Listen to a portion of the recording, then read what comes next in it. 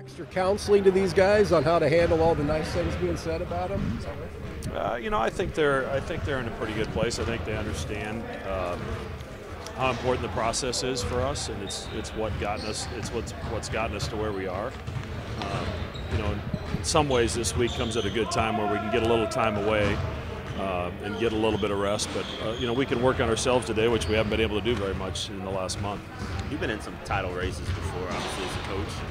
Anything you've learned from past experiences maybe been applicable to how you've dealt with the players this month and how you plan to? I mean, you don't change what you're doing. You try to get better today, and you know, it's a possession by possession. Try to improve, and that's been our message to the team all season, and we're certainly not going to deviate from that now. But being in the top 10 that's a pretty nice feather to have in your hat right now. The guys were saying it just puts a big target on your back. So. Yeah, it definitely puts a target on your back, and you're going to get everybody's best shot. But at this stage of the season in our league, you got so many teams fighting for seeding or for an NCAA bid, you're going to get everybody's best shot anyway. So, you know, we just have to control what we can control, and that's us. Coach, what would it mean to some of your players if they were able to get paid while they play here at Creighton? Well, I mean, they're not getting paid by the university, so I don't know if that's quite an accurate statement. But you know, if the image and likeness thing ends up happening, you know, we'll counsel them through that as best we can to make sure they can take advantage of that as best they possibly can. What did you learn about the first meeting with St. John's? And they're not, obviously, they're fighting for everything right now in terms of just getting their. St. John's scored at the same efficiency level against us that San Diego State did. So that's what I learned. Okay. We're going to have to play better defense than we did in that game. You know, obviously we were elite offensively. We scored over 1.4 points per possession. That's not realistic to think you're going to go on the road and do that. So we're going to have to clean some things up defensively. Because the reality of it is, on campus, I think they're 9-2, and that's with a couple 2-point losses. So they've been a much different team in that smaller building on their campus. The thing that surprised me about St. John's, they had a lot of pace in the half court to their offense. They have pace across the board. You know, they're quick in transition. They cut extremely hard. The ball doesn't stick at all. It's not a situation where you're guarding the dribble a lot. You're guarding cutters, and they're trying to get you in a closeout at some point and then really attack it after that. So I was really impressed with the way they played when they were in Omaha, and obviously I've coached against Coach Anderson before, so I'm not surprised.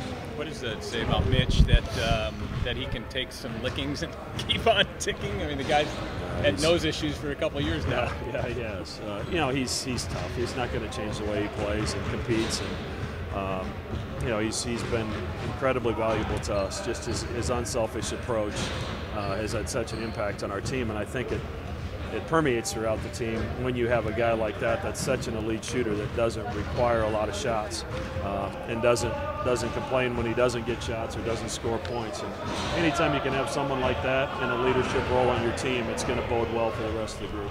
Hey, Mac, can you kind of comment on the personality of this team versus maybe the one back in 16-17 where that team had a Final Four or bust kind of air about them? They used to talk about that openly, but this team doesn't seem to do that. Number one, did that bother you back then that maybe this team's a little smarter, maybe. You know, obviously I'm joking. That was a great team we had, and obviously we got off to a terrific start and we were rolling. But you know, I'd rather stay in the moment and work, try to win the day the best you can, and those things all take care of themselves if you continue to work. And then you need a little good fortune as well. And obviously that year with Maurice's injury, we didn't have good fortune. And you know, we lost some guys preseason this year that haven't been back, but for the most part, you know, we've had guys on the floor that at least have been available to us, and they've done a good job. People are putting nicknames on you guys. Did you have a nickname in college? I had a lot of nicknames in college. Anything? None that I could repeat. Yeah, I was going to say camera. anything for broadcast. Okay. Thank you. Sounds good, Mac. You guys were picked 7th in the preseason, and here you are now 10th in the country. I think I would have told you the same thing as I did in the summer, or in the September or whatever, October. I told you I had the pieces to do so. We just had to put the pieces together. And right now we're putting the pieces together and we're playing connected. And when we do that, then when we're playing unselfish, we have the ability to just skyrocket. Right now we're playing well, so hopefully we can continue that. How do you think you guys have been able to put it all together just as a group? I mean, you know, it's so hard to get all the guys on the same page at the exact same time, but it seems like you guys now for a month have been right in sync. Yeah, it definitely is. It's a challenge. Coach Mack's done an unbelievable job of just getting us together, kind of throwing the egos and own agendas out the window. Right now we're all on one page. We all have the same agenda. And I think that starts from the top. Coach Mack understands that and realizes it, and then he relays that message to me, Marcus, and Ty, essentially those leaders on the team, and then everybody else. If those guys demonstrate that and lead by example, then everybody else will just follow behind. So I think we've done a good job of doing that, and hopefully we can continue that the next couple months. How's your nose? Nose is good. Yeah, I mean, so did you break it against Marquette and then you broke it again, or how does that? I broke it like 2 weeks ago. In a game? No, just in practice. Oh. I kept it under wraps. Okay. I was just trying to get away with it, and then I got hit again, so then it kind of came to everyone's attention, and then you got outed, yeah. Yeah, so I definitely got outed, but it feels good. It's a little sore. I'll be wearing a mask today just because Ben didn't let me go full contact, so I was like, well, I'm not gonna miss practice, so I'm just gonna wear a mask so I can go full contact. Have you worn a mask before? Last year I broke my nose and I had surgery, and then I wore the mask for like 10 minutes, and then I took it off because I didn't like it, and I got all mad. How is it that some people continue to break their nose and the other guys don't even get in the mix, like they don't get a scratch on their face? It's honestly just a freak deal. Like the last time I just got hit with a forearm in the face, and then like 2 minutes left in the first half against Butler. Just a weird play, the ball was down here and he reached and hit me in the nose. It's just one of those freak deals, but it's just part of the game. It happens. Yeah, and you can't change the way you play, right? I mean, you got to keep doing it. Did you learn anything about wearing the mask last year? I mean, obviously people don't want, if you got a choice, you don't want to wear one. Right. Honestly, I didn't learn anything. I wore it for like 5 minutes. Okay. And it was such it was like an 18-year-old mask at the time, so I couldn't see anything, and I mean, today I might ditch it, but I hope I'm just trying to get through the day. But hopefully, I got fitted for one that will actually fit the features of my face. So hopefully that'll be a little better for me. But if not, then I might ditch it against St. John's. You do enough, you might as well make a mold of your face, right? Yeah, seriously, that's kind of what I did yesterday. I was at the doctor yesterday trying to figure it all out. Yeah, you should wear one of those green non-contact jerseys the quarterbacks. Yeah, no, I'm good on it. I try and avoid all that. That's why I'm going with the mask. Hey, so the nickname that popped up this week is Birds of Trey. Do you like that? Do you not like it? Birds of what? Birds of Trey instead of Birds of Prey. Birds of Trey. Trey. Oh, like threes? Yeah. What do you think? I don't know, man. If they like it, if they want to roll with it, whatever. As long as the threes go in, you know. We did something with it though that it is unique to have three guys on one team that share the basketball and yet shoot so prolifically. Do you guys realize how unique that is? Yeah. I mean, it's definitely unique. But when you have, like you said, when you have three guys on the same page, you share the ball. You shoot a lot of rhythm shots, and when you have guys that can get to different spots and get you open in certain spots of the floor that you thrive in, then I mean, at the end of the day, it's a horse shot sometimes. So you got to take advantage of those because sometimes it's harder. But when you have guys that can draw a lot of attention on the offensive end, you shoot an open shot, so you just make them. Yeah, so. You called Zagorowski's corner shot. You heard the pass. We heard you yelling at him. You knew it was in before he even went up. Yeah, I'm just trying to give him that confidence. He doesn't need it, but I'm just celebrating before it goes in. There you go. Have you guys had to talk at all just about how to handle maybe some of the attention you guys are getting here in the last week or so? Yeah, I mean, we talked about it last year, even when we were going through tough situations, and I mean, we went through, I think we lost 4 straight, and it was tough, and it's just like what matters is the people in this gym in between these lines. I mean, you guys, everybody has an opinion. Everybody in Omaha, everybody in Lincoln, everybody in the country has an opinion, and we just try and not really pay attention to it. We just focus on what we have going on in between the lines. And this year we've done a good job of just kind of blocking out the noise and just sticking to the process and staying focused on who we are and what we need to do to become better. But isn't it kind of cool? You guys are top 10 team right now?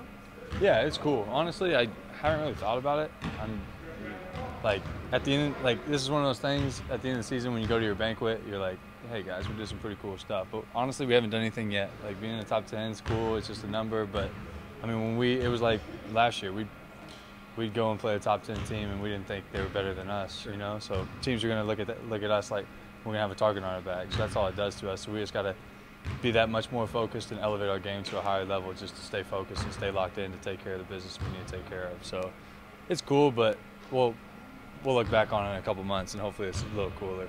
So. You know, one thing that's kind of interesting is when you look at this team versus the team in 2016-17 where you guys had Maurice Watson. One thing that team did was it unabashedly had said that their goal was to get to the Final Four. You guys don't seem to be quite as vocal about what your goals might be. So I guess just comment a little bit on that whole dynamic of here you had, 3-4 years ago, a team that was quite, upfront about what it thought it could accomplish. Yeah, I think there's different kind of ways to go about it. Obviously, I mean, I'd be lying if I told you I didn't want to play in the Final Four, and I'd be lying if I said these guys didn't want to play in the Final Four. But I mean, you got to start from where we haven't been. I mean, we haven't been to the Sweet 16. Right now we're trying to win a Big East title, and if you take it a day at a time, like they said, like that process, Mac always preaches the process. If you take the process, or just fall in love with the process, then the results, you live with the results at the end because we've done everything that we needed to do to get to where we need to go. So honestly, we're just focusing day to day. I'm trying to get healthy with my nose and just trying to get back. So honestly, I'm just focused on that, and then everybody else will lock in on St. John's and then look back hopefully, and maybe we'll be talking about the Final Four in a month. It takes a lot. One more for him. I was just going to say it takes a lot. You got one? Yeah, give it one. There's a bill in the legislature right now that allow college athletes to earn money while they play in college. Can you just share your thoughts about that? Yeah, I think we talked about it this summer actually. With that, I think it's just, I mean, my situation, I'm more fortunate than a lot of people are. Like, there's a lot of things that come into play when you talk about paying players. There's a lot of rules that will build on that. I think it'd be beneficial for people to provide for their families who come from lower income places and just really don't have those money, and just to pay for bills for their parents, just because, like, I don't know, some people aren't able to do the finances in everyday life. And I come from a situation where I'm gifted to, I come from a good family and my family can pay for those things. So it doesn't really bother me as much, but down the road, if people can market themselves, I say, go ahead, make the money off your name and likeness. But right now, I'm not really focused on it. I'm not really worried about it. So I'm fortunate in that area. So I think it's good. Thank you. Thank you guys. You could do a I think Facebook. it probably end up being good because a lot of athletes, I think, we struggle like financially with money, and we really do spend a lot of time with just playing hoops, going to school, and having to maintain and do a lot of things. But as far as I know, I think it would just be pretty good in the long term. Hey, how are you guys handling top 10? I mean, you've hit some heights here, and it keeps going up and up. How are you handling all the attention and the success now that you are a top 10 team? We're staying humble. We're staying within each other. We're doing everything what we need to perform to make our bodies right.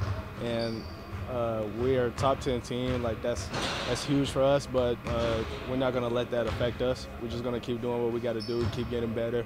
And at the end of the day, it's us against everybody else, so we got to do what's right.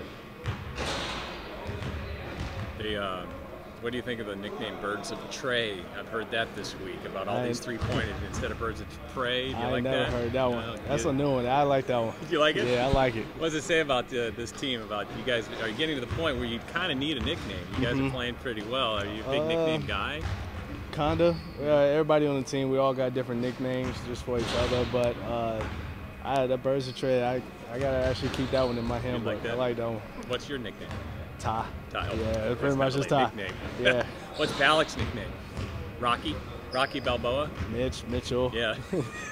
So those are real unique. I mean, it's simple. You got to We really got reach nothing for but that. Mitch. Hey, tell me about St. John's. You guys had they're formidable, and like you said, you can't let your ranking get to your head because you know your target's even bigger now, right? Yeah, we're just going to take every game step by step, and obviously we got St. John's coming out there. We're actually a really good team, and to us, we can't see and make this seem like this is just going to be a cakewalk, and it's not. We got to show up every single day, ready to play, ready to perform, do what we do best, and get out with a win. Yeah, Eric asked Mitch about this, and I thought it was pretty a great question because a couple years ago, the guys would talk Final Four openly and all this stuff. You guys haven't talked like that. How come? Why is that? Because our job is not done yet. we all have big dreams of making it to the Final Four, but we just got to do it game by game.